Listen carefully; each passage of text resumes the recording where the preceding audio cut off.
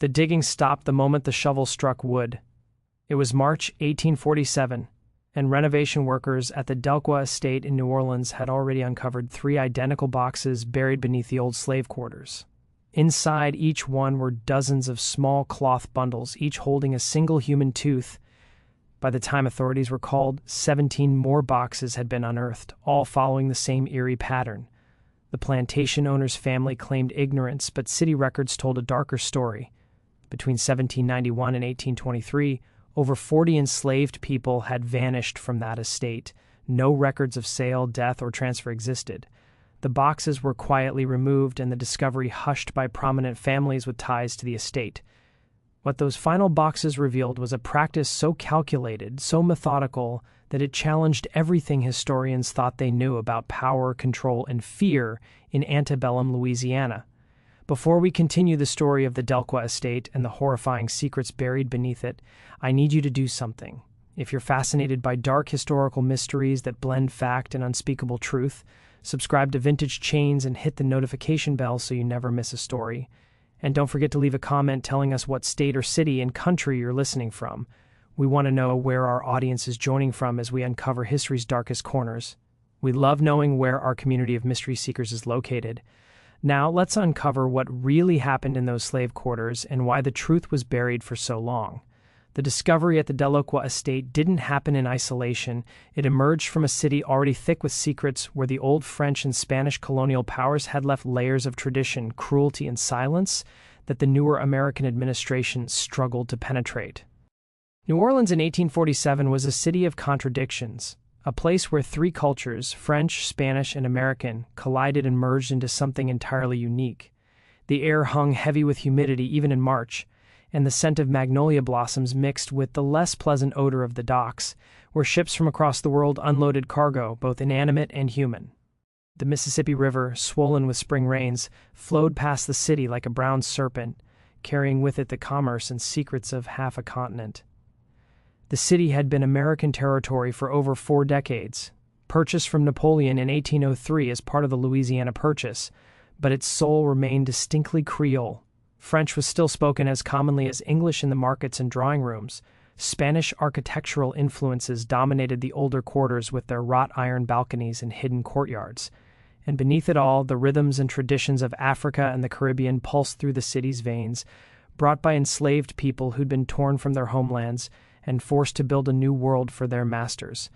The Delqua estate sat on the northern edge of what locals were beginning to call the Garden District, though in 1847, that area was still being developed by wealthy Americans who'd made their fortunes in cotton, sugar, and the slave trade itself. The main house was a sprawling structure of white columns and wide galleries built in 1789 by Jean-Baptiste Delqua, a French merchant who fled Saint-Domingue during the early tremors of what would become the Haitian Revolution. Jean-Baptiste had been a shrewd man, according to the records that survived him. He'd seen the writing on the wall in Saint-Domingue earlier than most of his fellow colonists, and he'd managed to escape with a substantial portion of his wealth intact, along with 12 enslaved people who'd been forced to accompany him into exile. In New Orleans, he'd used that wealth to purchase land and establish himself as a sugar planter, though his operation was smaller than the massive plantations that dominated the areas south of the city. The slave quarters, a row of small wooden cabins behind the main house, had housed anywhere from 30 to 60 enslaved people over the decades, depending on the family's fortunes and the demands of the sugar harvest. The cabins were simple structures, each about 12 feet square, with dirt floors and roofs that leaked during the frequent rainstorms. In winter, cold air seeped through the gaps between the boards. In summer, the interiors became ovens, trapping heat and humidity until breathing itself became an effort. By 1847, the estate had passed to Jean-Baptiste's grandson, Christophe Delqua, a man in his early 52nd who'd inherited not just property but a reputation. Christophe was known throughout New Orleans society as a man of culture and refinement. He spoke fluent French, Spanish, and English. He traveled to Paris twice and maintained correspondence with intellectuals in France. He collected books, patronized local artists, and hosted salons where the city's elite gathered to discuss literature, philosophy, and politics. His wife, Margot, was the daughter of a prominent Creole family, the Beaumonts, who could trace their lineage back to the earliest French settlers of Louisiana. She was known for her elaborate soirees, events that could last until dawn and featured the finest food, wine, and entertainment that New Orleans had to offer.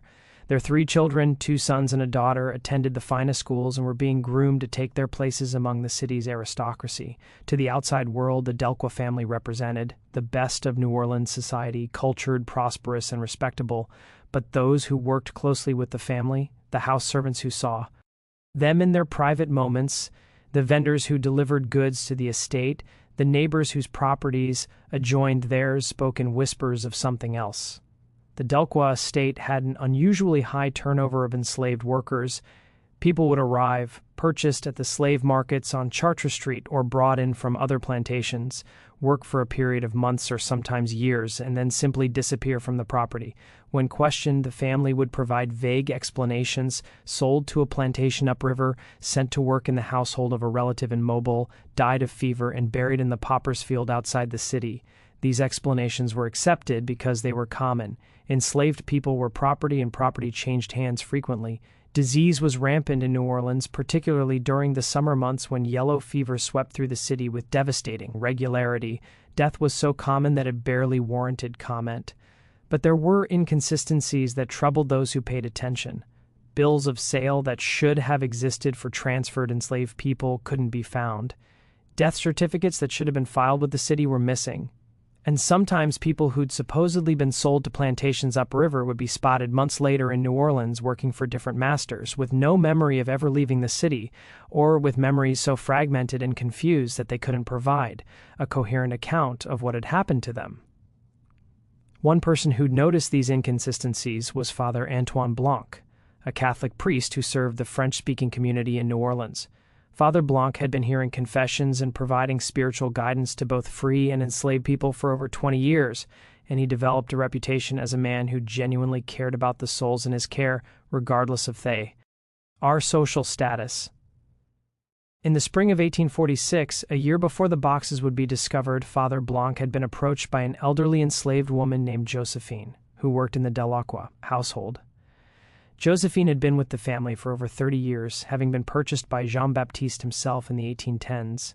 She was one of the few enslaved people who'd remained on the property for an extended period, and she'd seen dozens of others come and go. Josephine told Father Blanc a disturbing story. She claimed that Jean-Baptiste Delqua had practiced a form of control over the enslaved people on his property that went beyond the usual brutalities of slavery. He'd extracted teeth from newly arrived enslaved people, telling them that as long as he held their teeth, they could never truly be free. The teeth, he'd claimed, contained their souls, their essence, and he would use them to track down anyone who tried to escape or to curse anyone who disobeyed him. Josephine herself had lost a tooth to Jean-Baptiste's practice when she'd first arrived at the estate. She remembered the terror of that day, the way Jean-Baptiste had explained the ritual in his precise French translated by an older enslaved man who'd been on the property for years. She remembered the pain of the extraction performed without any form of anesthetic, and the way Jean-Baptiste had wrapped the tooth in cloth and placed it in a wooden box with dozens of others. For years, Josephine had believed absolutely in the power of the ritual. She'd seen what happened to people who tried to escape. They were always caught, always returned, and she'd believed it was because Jean-Baptiste had used their teeth to track them down. She'd seen people who disobeyed suffer mysterious illnesses or accidents, and she'd believed it was because Jean-Baptiste had cursed them through their teeth. But as she'd grown older, as she had seen Jean-Baptiste die and his son take over the estate, as she'd watched the practice gradually fade away, Josephine had begun to question. Had the teeth really held power, or had it all been an elaborate trick, a way of exploiting the spiritual beliefs that many enslaved people had brought with them from Africa and the Caribbean? Father Blanc had listened to Josephine's story with growing horror. He'd heard rumors of similar practices on other plantations, whispers of psychological control that went beyond physical punishment, but he'd never encountered such a detailed account, and he'd never heard of anyone documenting the practice so systematically. He'd asked Josephine if she knew what had happened to the boxes of teeth after Jean-Baptiste's death. She told him that Jean-Baptiste's son, Christophe's father, whose name had also been Christophe, had been disturbed by the discovery of the boxes and had ordered them buried somewhere on the property. She didn't know exactly where, but she'd heard the house servants talking about a burial that had taken place late one night in 1824, shortly after the elder Christophe had found his father's journal describing the tooth extraction practice. Father Blanc had wanted to investigate further, but Josephine had begged him not to. She was terrified of what might happen if the Delacroix family discovered that she'd spoken to him. Despite her doubts about the power of the teeth, decades of conditioning had left her deeply afraid of the family's retribution. Father Blanc had reluctantly agreed to keep her confidence, but he'd made notes about their conversation in his personal journal. Those notes would later prove crucial to understanding the full scope of what had happened at the Delacroix estate.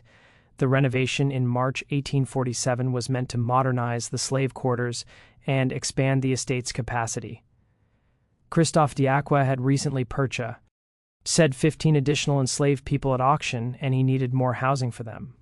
He'd hired a crew of Irish immigrants, men who'd fled the Great Famine and were willing to work for low wages to tear down 2 of the older cabins and build new structures with brick foundations instead of the rotting wooden posts that had supported the original buildings. The foreman of the crew was a man named Patrick Brennan, a 35-year-old from County Cork who'd arrived in New Orleans just 6 months earlier with his wife and 3 children. Brennan had been a tenant farmer in Ireland, and he'd watched his neighbors starve as the potato blight destroyed crop after crop. He'd sold everything he owned to pay for passage to America, believing the promises of opportunity and prosperity that immigration agents had spread throughout Ireland. The reality of life in New Orleans had been harsher than Brennan had expected. The Irish immigrants were relegated to the most dangerous and degrading work, digging canals through swamps filled with disease-carrying mosquitoes, loading and unloading cargo on the docks, and taking on construction jobs that even enslaved people weren't forced to do because the risk of death or injury was too high. If an enslaved person died, the master lost valuable property. If an Irish immigrant died, he could simply be replaced by another desperate arrival from the next ship. But Brennan was a survivor. He'd learned quickly, worked hard, and managed to establish himself as a reliable foreman. The job at the Delacroix estate was a good one by his standards.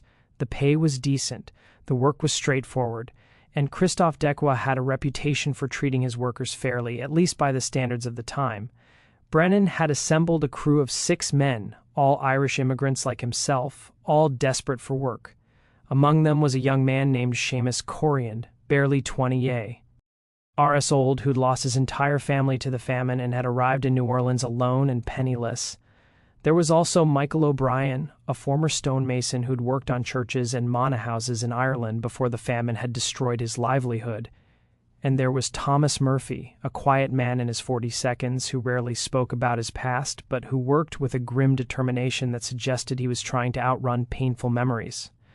The crew had started work on a Monday morning in early March. The weather was mild with a light breeze coming off the river, and the work had progressed smoothly for the first few days. They'd torn down the first cabin without incident, hauling away the rotted wood and clearing the site for the new foundation. It was on Thursday, March 11th, that they'd begun digging the foundation trench for the first new building. The soil was soft and easy to work, a mixture of clay and sand that was typical of the area. They'd been digging for about an hour, reaching a depth of roughly 3 feet, when Seamus Corrigan's shovel struck something solid. "Stone," Corrigan had muttered, expecting to find a rock or perhaps an old tree root. But when he'd cleared away the soil, he'd found instead a wooden box roughly 2 feet long and a foot wide with a flat lid secured by rusted nails. Brennan had come over to investigate, and the other workers had gathered around, curious about what they'd found. Brennan later testified that his first thought was treasure, perhaps coins or jewelry hidden by someone decades earlier. New Orleans was full of stories about buried treasure, about pirates and smugglers who'd hidden their loot in the swamps and forests around the city. Finding a buried box seemed like the kind of lucky break that could change a man's life. He'd pried open the lid with a crowbar, and the men had gathered around to see what was inside. The box contained no trees. Instead, it held dozens of small cloth bundles, each one tied with twine that had darkened with age. The bundles were arranged in neat rows, packed tightly together. Brennan had opened one of the bundles carefully, his hands shaking slightly with anticipation. Inside was a single human tooth, a molar by the look of it, with the root still attached. The tooth was yellowed with age, and there were dark stains on the root that might have been dried blood. Brennan had stared at the tooth for a long moment, trying to make sense of what he was seeing. Then he'd opened another bundle, another tooth, and another. Every bundle in the box contained a single tooth, each one carefully wrapped and preserved. The men had stood in silence, staring at the contents of the box. The discovery was so unexpected, so inexplicable that none of them knew how to react. Then Seamus Corian had pointed to the ground a few feet away. "There's another one," he'd said, his voice barely above a whisper. They dug more carefully this time and found a second box identical to the first. It too contained cloth-wrapped teeth. By the end of that first day, they'd found 5 boxes, all buried at roughly the same depth, all containing the same thing. Brennan had reported the discovery to Christophe Delacroix that evening. He'd found Delacroix in his study, a room lined with bookshelves and dominated by a large mahogany desk. Delacroix had been reading when Brennan knocked, and he'd looked up with mild annoyance at the interruption. But when Brennan had explained what they'd found, Delacroix's expression had changed dramatically. The color had drained from his face, and his hands had begun to tremble. He'd asked Brennan to repeat himself, as if he couldn't quite believe what he was hearing. Brennan had brought one of the boxes with him, and he'd placed it on Delacroix's desk. Delacroix had opened it slowly, his movement. Careful and deliberate, as if he were afraid of what he might find inside. When he'd seen the cloth-wrapped teeth, he'd closed his eyes and taken a deep breath. "Stop work immediately," Delacroix had said, his voice barely steady. "Send the men home. I'll pay them for the full day. Tell them not to speak of this to anyone. I'll contact the authorities in the morning." But Delacroix didn't contact the authorities. Instead, he'd spent that night in his study, going through old ledgers and documents that had been stored in the estate's archives for decades. His wife Margot had found him there at dawn, surrounded by papers, his eyes red from lack of sleep, and his face haggarded. When she'd asked what was wrong, he'd told her only that there had been a disturbing discovery on the property and that he needed to understand its origins before involving outsiders. Margot had pressed him for details, but Christophe had refused to elaborate. He'd simply told her to keep the children away from the construction site and to ensure that the house servants didn't gossip about whatever they might have heard. The next day, Friday, March the 12th, Christophe Delacroix had instructed Patrick Brennan to continue the excavation, but to do so carefully and document everything they found. He'd hired 2 additional workers and offered them extra pay for their discretion. He'd also brought in a clerk from his business office, a young man named Henri Dubois, to keep detailed records of the excavation. Dubois was a meticulous record keeper, and his notes from that week would later provide crucial evidence about the scope of the discovery. He documented the location of each box, its dimensions, its condition, and the number of teeth it contained. He'd also noted any distinguishing features, unusual markings on the boxes, variations in the cloth used to wrap the teeth, anything that might help identify where and why the boxes had been buried. Over the next week, the crew had unearthed a total of 22 boxes, all buried in the area directly beneath and around the old slave quarters. The boxes were arranged in a pattern that suggested they'd been buried systematically, not randomly. The oldest boxes, judging by the degree of decay, were closest to the original slave quarters that had been built in the 1790s. The newer ones, though still decades old, were buried slightly farther away toward the edge of the property. Each box contained between 30 and 60 cloth-wrapped teeth. Some of the teeth were clearly from adults, large murs, and in sizes that showed signs of wear from years of use. Others were from children, small and delicate, some so tiny that they must have come from infants or toddlers. A few of the bundles also contained small scraps of paper with markings that might have been names or dates, but the ink had faded beyond legibility, leaving only ghostly traces of what had once been written there. The boxes themselves showed varying degrees of age and decay. Some were made of cypress, a wood that resisted rot well in the damp Louisiana soil. Others were made of pine, which had deteriorated more quickly, with some boxes partially collapsed under the weight of the soil. The nails used to secure the lids were hand-forged, a detail that confirmed the boxes dated from the early 19th century or earlier, before machine-made nails became common. Brennan had kept a careful record of where each box was found, creating a rough map of the excavation site. He'd noticed that the boxes seemed to be arranged in rough rows as if they'd been buried according to some system. The pattern suggested a deliberate organization, not the random burial of discarded objects. On the 8th day of excavation, Tuesday, March 16th, the crew made a discovery that would prove to be the key to understanding Eve. Or anything else. They'd been working near the foundation of the oldest cabin, the one that dated back to the 1790s, when they'd found a box that was different from the others. This box was larger, about 3 feet long and 2 feet wide, and made of a harder wood that had resisted decay better than the pine boxes they'd found previously.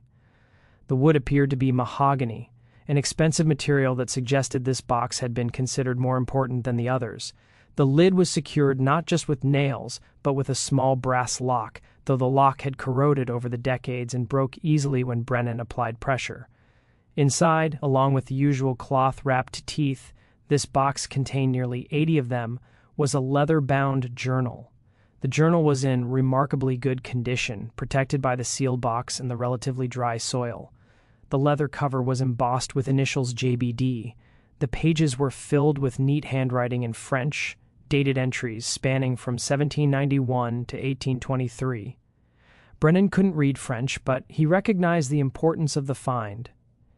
He brought the journal directly to Christophe Diacqua, who'd taken it without a word and disappeared into his study.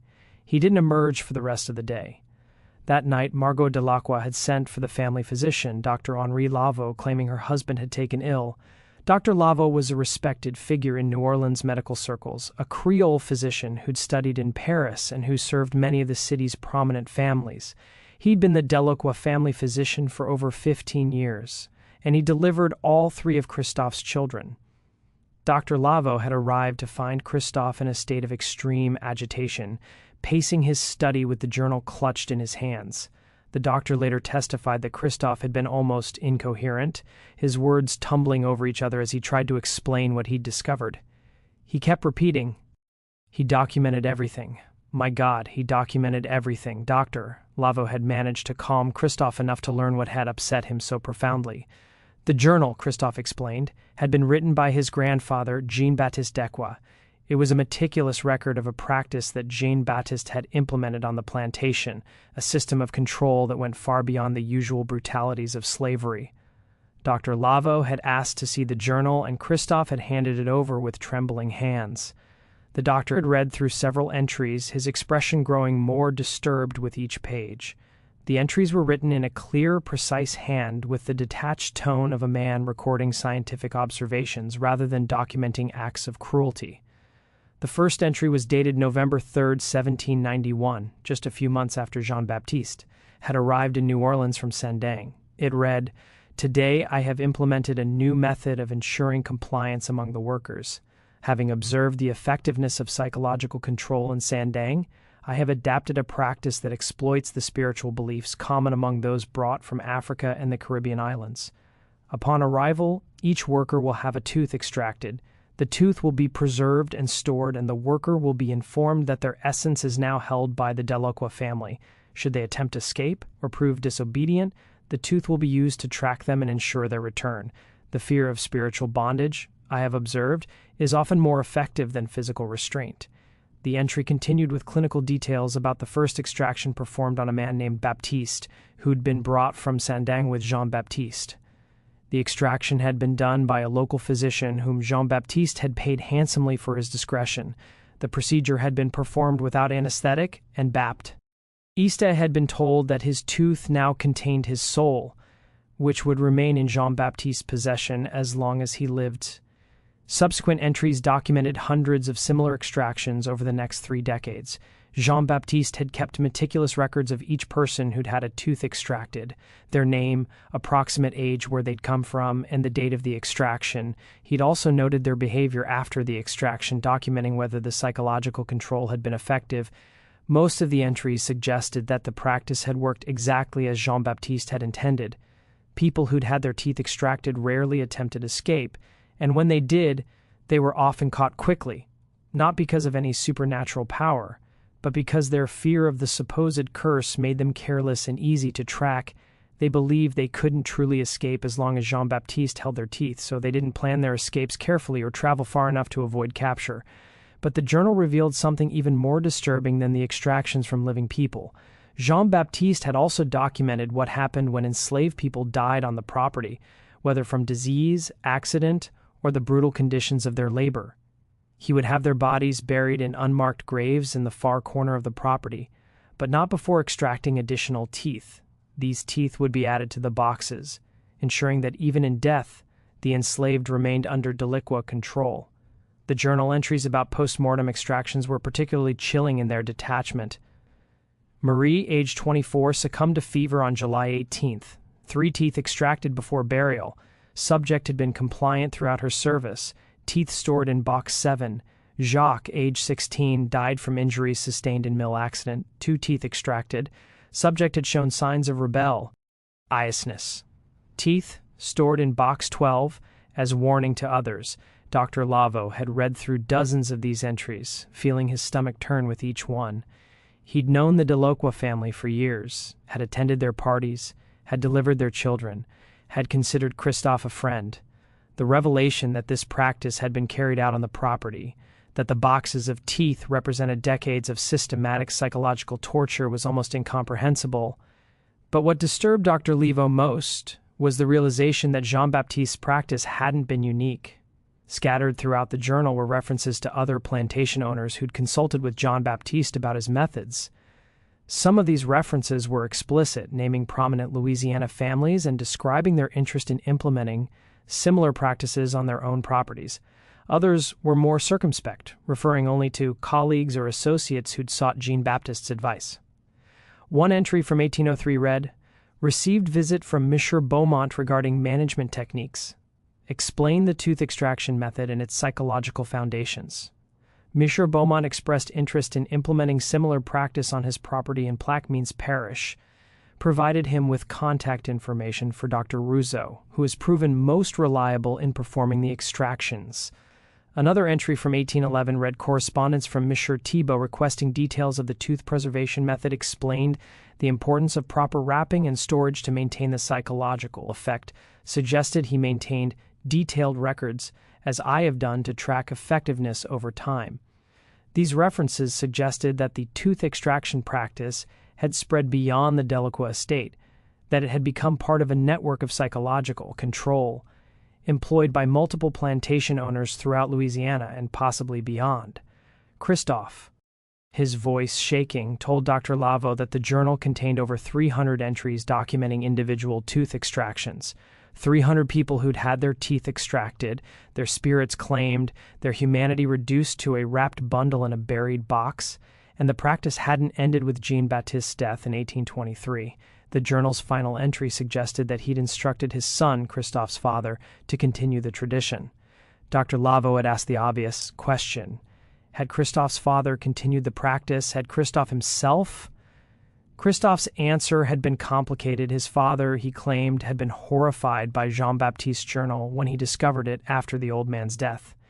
The elder Christophe had found the journal in a locked drawer in Jean-Baptiste's desk, along with a letter instructing him to continue the tooth extraction practice and maintain the records. But instead of following his father's instructions, the elder Christophe had immediately stopped the practice. He'd refused to extract any more teeth, and he'd tried to destroy the evidence of what had been done. He'd burned some of the boxes, scattering the ashes in the river, but he'd been unable to bring himself to destroy all of them, perhaps out of some sense that the crimes they documented shouldn't be completely erased from history. And he'd been unable to destroy the journal itself, despite knowing that it was evidence of practices that would be condemned, even by the standards of a slaveholding society. Instead, he'd ordered the remaining boxes and the journal buried on the property in 1824, late one night, when only a few trusted house servants were present. The location beneath the slave quarters had been chosen deliberately, a way of keeping the teeth close to the people they'd been taken from, even in death. Or perhaps Dr. Lavo thought it had been a form of penance, a way of acknowledging the suffering that had taken place there. Christophe himself, he insisted to Dr. Lavo, had known nothing until the renovation crew made their discovery. His father had never told him about Jean-Baptiste's practices, had never mentioned the buried boxes or the journal. Christophe had inherited the estate, the wealth, the social position, but not the knowledge of how that wealth had been built and maintained. Dr. Lavo had wanted to believe him. Christophe was his friend, a man he'd known for years, a man who'd always seemed decent and honorable by the standards of their society. But as he looked at the journal, at the meticulous records of suffering, he couldn't help but wonder, how much had Christophe really known? How much had he chosen not to know? How much had he benefited from practices he claimed to find abhorrent? The discovery of the journal and the boxes created an immediate crisis for the Delacroix family. Dr. Lavo, despite his long friendship with Christophe, felt obligated to report what he'd learned to the authorities. The tooth extraction practice, even if it had ended decades earlier, represented a level of cruelty that demanded investigation. and the journal's references to other plantation owners suggested that the practice might have been more widespread than anyone had realized. But Christophe had begged Dr. Lavaux to wait to give him time to understand the full scope of what his grandfather had done before the matter became public. He'd argued that rushing to involve the authorities would only create a scandal that would destroy his family without actually helping anyone. The people who'd suffered under Jean-Baptiste's practice were long dead, he'd said. What purpose would be served by dragging their suffering into the light now? Dr. Lavaux had been torn. On one hand, he felt a moral obligation to report what he'd learned. On the other hand, he understood Christophe's concerns about scandal and the potential consequences for the Delacroix family. After much deliberation, he'd agreed to a delay of 1 week. In that time, Christophe would research his family's history and try to understand the full extent of Jean-Baptiste's practices. If at the end of that week, Christophe hadn't found a way to address the situation appropriately, Dr. Lavaux would report the matter to the city authorities himself. Christophe had thrown himself into the research with desperate intensity. He'd spent every waking hour going through the estate's archives, examining every document related to his grandfather's time as master of the property. He'd found bills of sale for enslaved people, correspondence with other plantation owners, financial records detailing the estate's income and expenses over decades. What emerged from this research was a picture of systematic exploitation that went far beyond the tooth extractions. The Delacroix estate had been one of the most profitable properties in the New Orleans area during the early 1800s. Despite being smaller than many of the massive sugar plantations that dominated the region, Jean-Baptiste had achieved this profitability through a combination of efficient management and ruthless control. The tooth extraction ritual had been a key part of that control. By creating a psychological barrier to escape, Jean-Baptiste had been able to maintain a stable workforce without the constant losses that other plantation owners experienced. Enslaved people who believed they could never truly be free, even if they escaped, were less likely to try. And those who did try were often so paralyzed by fear of the supposed curse that they made mistakes that led to their capture.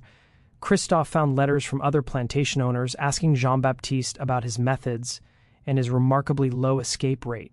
Some of these letters were explicit about the tooth extraction practice, discussing its psychological impact and the spiritual beliefs that made it effective. Others were more circumspect, referring only to your innovative approach to management or the techniques you pioneered that have proven so effective. One letter from 1807, written by a plantation owner named Etienne Beaumont, was particularly revealing.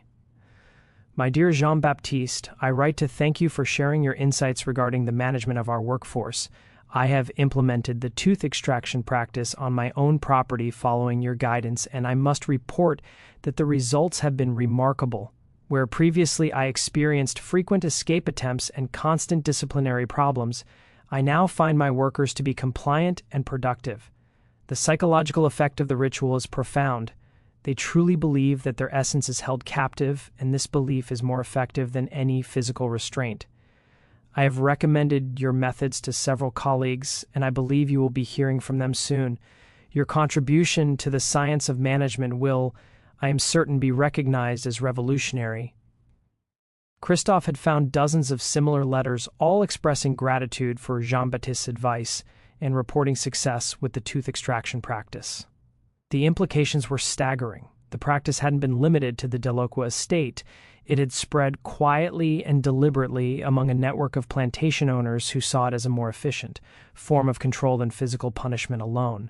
The teeth had become a currency of power, a way of claiming not just bodies but souls, and Jean-Baptiste had been at the center of this network, a pioneer of psychological warfare who'd shared his techniques with others and helped them implement similar practices on their own properties. Christophe also discovered financial records that showed his grandfather had been paid consulting fees by other plantation owners. These fees were substantial, sometimes as much as several hundred, a significant sum in the early 1800s. Jean-Baptiste hadn't just practiced psychological torture on his own property. He'd profited from teaching others how to do the same. But perhaps the most disturbing discovery came from a set of ledgers that documented the enslaved people who disappeared from the Delacroix property over the years. The official story that they'd been sold or transferred to other properties was revealed to be largely false. Many of them had died on the property, their deaths unrecorded in any official document. Their bodies had been buried in unmarked graves in a section of the property that Jean-Baptiste referred to in his journal as the Far Field. Christophe decided to investigate this area, and he took Patrick Brennan and 2 of his workers to help him search. The Far Field was located at the edge of the property, separated from the main estate by a line of oak trees. It was an area that had never been cultivated, left as rough grassland that was occasionally used for grazing. They'd search for several hours, probing the ground with long metal rods, looking for the soft spots that might indicate disturbed soil. They'd found 17 locations where the ground gave way more easily than the surrounding area, suggesting that something had been buried there. Christophe had ordered them to dig at one of these locations, and they'd found human remains buried about 4 feet down. The skeleton was small, possibly a child or young teenager, and there was no coffin or marker to indicate who the person had been. They'd rearied the remains and marked the location, but Christophe had decided not to excavate the other sites. He'd seen enough to confirm what Jean-Baptiste's journal had documented. Dozens of people had died on the property and been buried, without ceremony or record.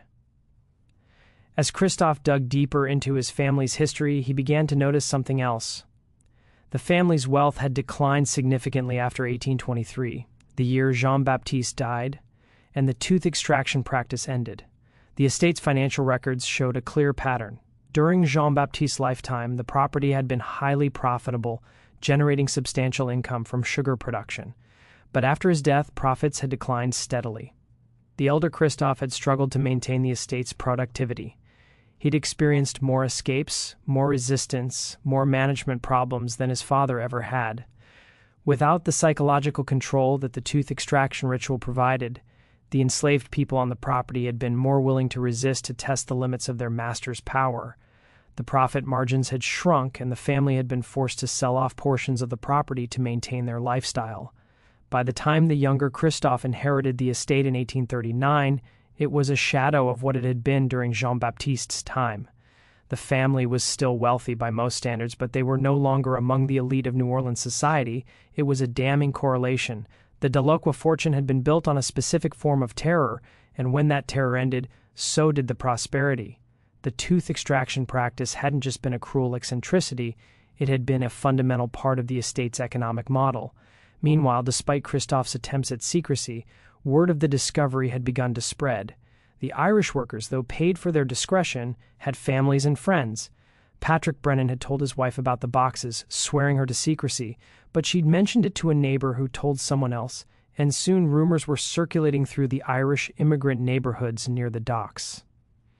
The rumors were garbled and exaggerated, as rumors tend to be. Some people said that hundreds of bodies had been found buried beneath the Delacroix estate. Others claimed that the boxes contained not just teeth, but other body parts, fingers, toes, even hearts. A few whispered that the teeth had been used in voodoo rituals, that Jean-Baptiste Delacroix had been a practitioner of dark magic. These rumors eventually reached the French Quarter, where they spread through the markets and taverns, and from there they reached the ears of New Orleans' small but vocal abolitionist community, a group of free people of color, northern transplants, and a few sympathetic locals who opposed slavery on moral grounds. One of these abolitionists was a young lawyer named Thomas Wickham, who'd moved to New Orleans from Boston 3 years earlier. Wickham was 28 years old, idealistic, and convinced that slavery was not just economically inefficient, but morally indefensible. He'd come to New Orleans hoping to establish a legal practice that would help free people of color navigate the complex laws that govern their lives in a slaveholding society. Wickham had heard the rumors about the Delacroix estate, and he'd immediately recognized their significance. If the rumors were true, if a prominent New Orleans family had been systematically extracting teeth from enslaved people as a form of psychological control, it would be powerful evidence of slavery's inherent cruelty. It would be a story that could be used to sway public opinion, to show people in the North and even in the South that slavery wasn't just about labor exploitation, but about comprehensive dehumanization. Wickham had begun investigating, asking questions, trying to separate fact from rumor. He'd spoken to some of the Irish workers who'd been involved in the excavation, and they'd confirmed that boxes containing teeth had indeed been found.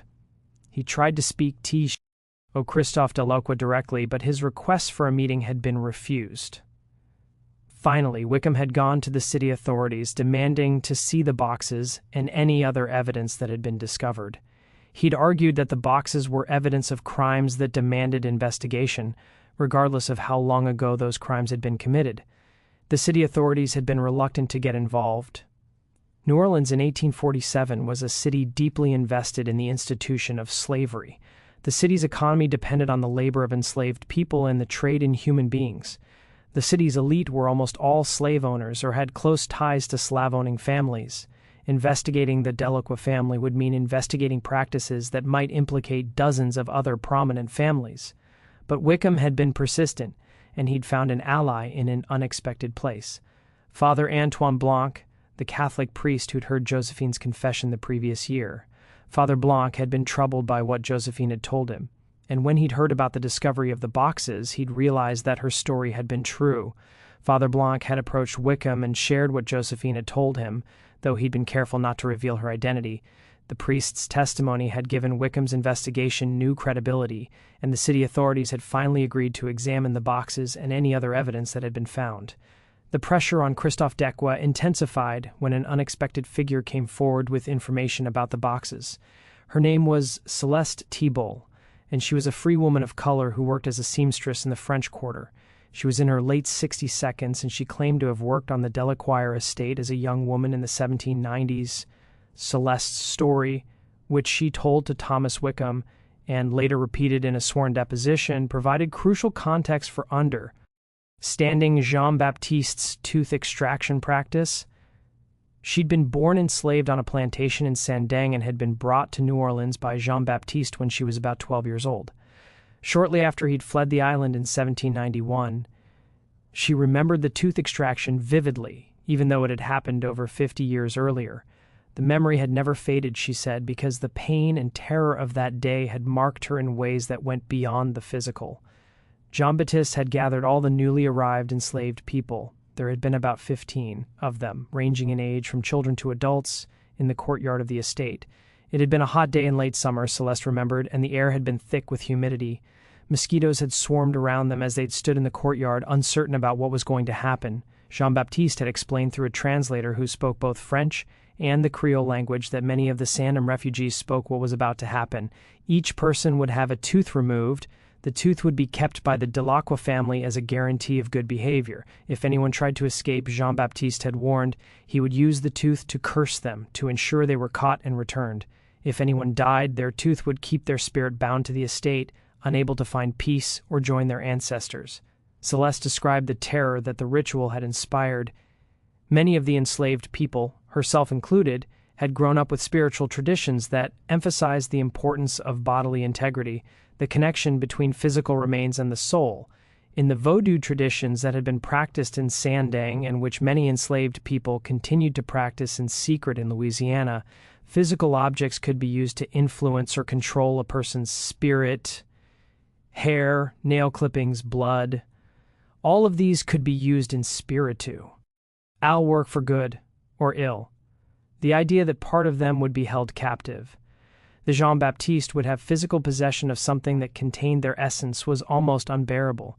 It meant that even if they managed to escape, even if they made it to freedom in the north or in Mexico, they would never truly be free.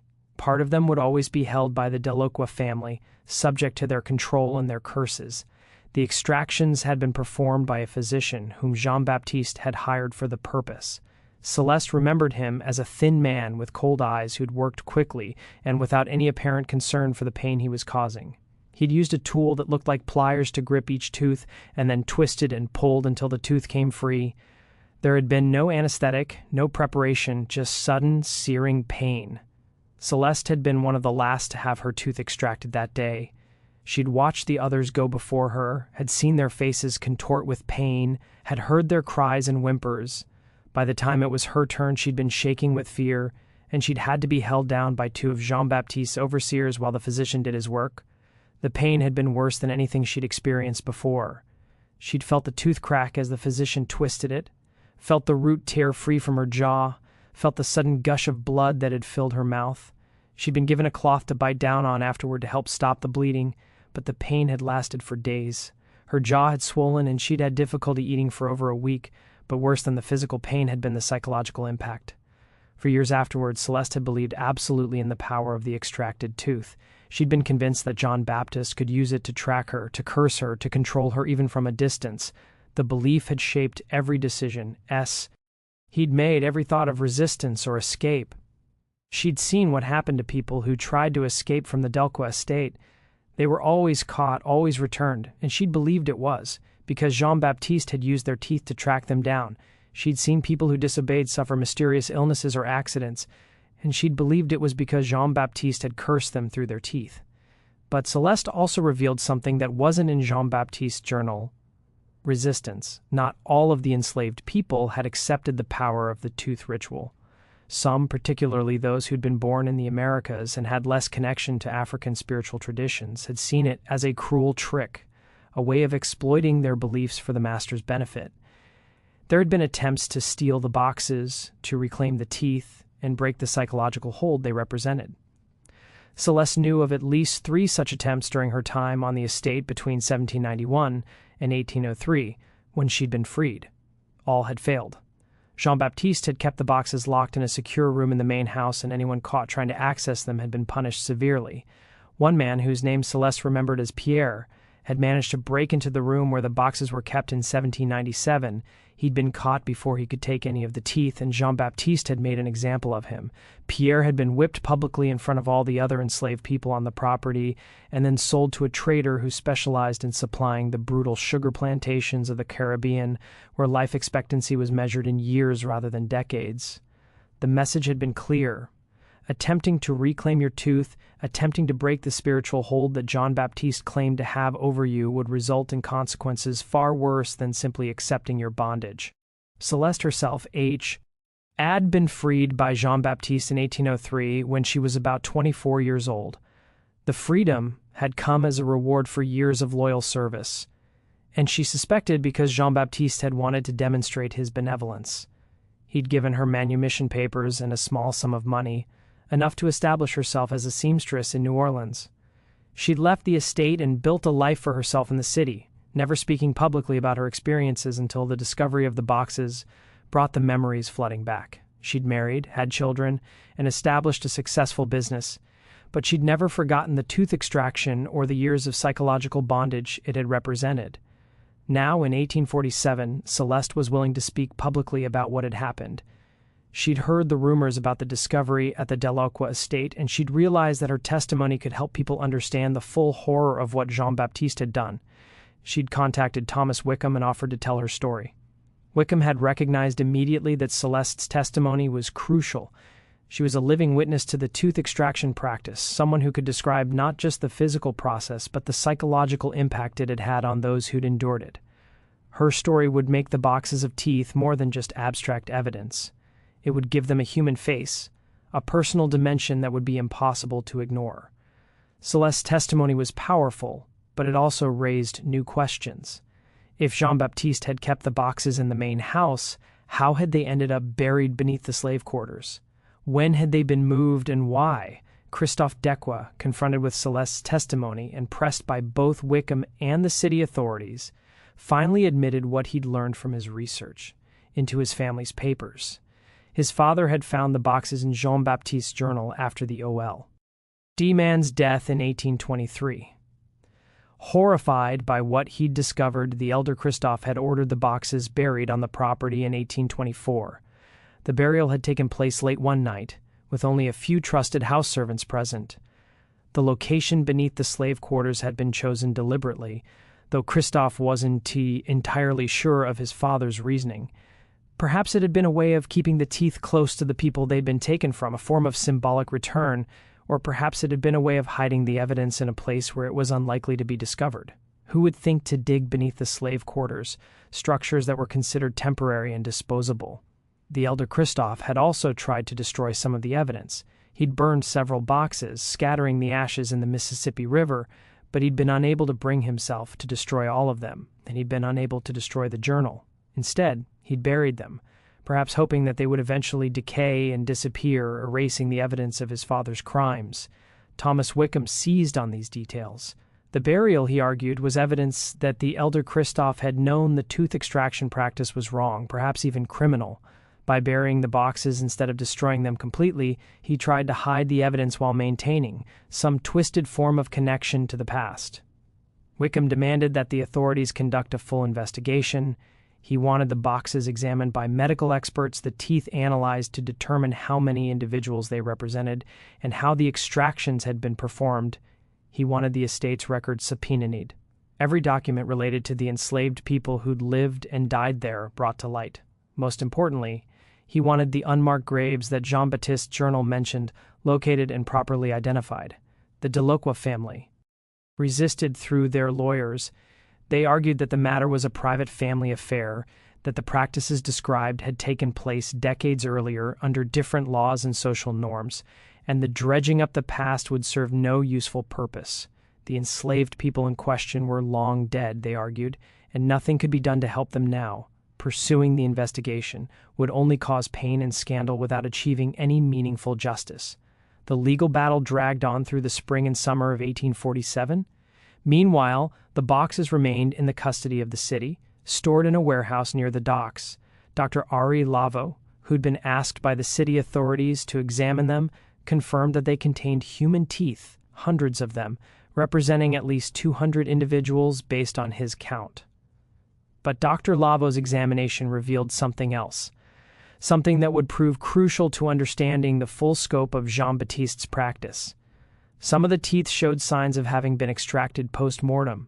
The bone around the root socket had characteristics consistent with extraction after death when blood was no longer flowing and tissue had begun to change. But many others showed signs of having been extracted from living subjects, and the extractions had been done crudely without regard for the pain or damage inflicted. Dr. Lavo's report described fractured roots, broken jawbone fragments still attached to some teeth, evidence of infection and disease that had developed after the extractions. The extractions hadn't been performed by a skilled dentist or physician using proper techniques. They'd been done by someone with minimal training, using force rather than skill. The goal hadn't been to remove the teeth safely or with minimal pain. It had been simply to extract them as quickly as possible, regardless of the suffering caused. This detail horrified even those who'd been inclined to view the tooth collection as a strange but relatively harmless eccentricity. The extractions had caused immense suffering, and that suffering had been inflicted deliberately as part of the ritual of control. The pain had been part of the point. It had reinforced the message that the enslaved people's bodies were not their own, that they could be violated at will, that their suffering was irrelevant compared to their master's desires.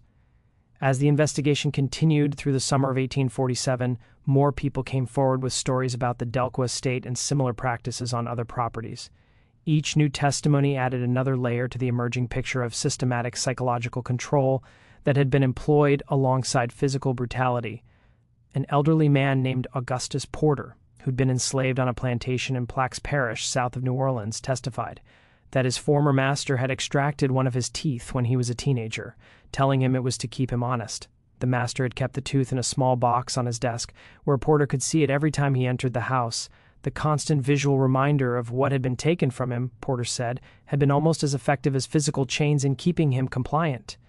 Porter had eventually escaped during the chaos of the War of 1812, when British forces had invaded Louisiana and the normal systems of control had broken down temporarily. He'd made his way north, eventually reaching Ohio, where he'd lived as a free man for over 3 decades. But he'd never forgotten the tooth extraction or the psychological hold it had represented. When he'd heard about the discovery at the Delacroix estate, Porter had traveled back to Louisiana specifically to testify. He wanted people to understand, he said, that the tooth extraction practice wasn't just about physical pain or even about spiritual beliefs. It was about power, about masters finding new and more insidious ways to control people who were already completely under their power. A woman named Hannah Browsard, who'd purchased her freedom in the 1830s and now worked as a laundress in New Orleans, described a similar practice on the plantation, where she'd been held in St. Charles Parish.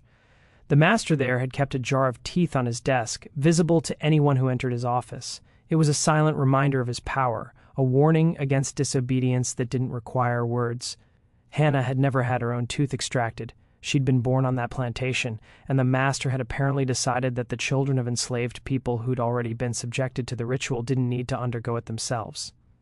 But she'd grown up seeing that jar of teeth, knowing what it represented, and the psychological impact had been profound.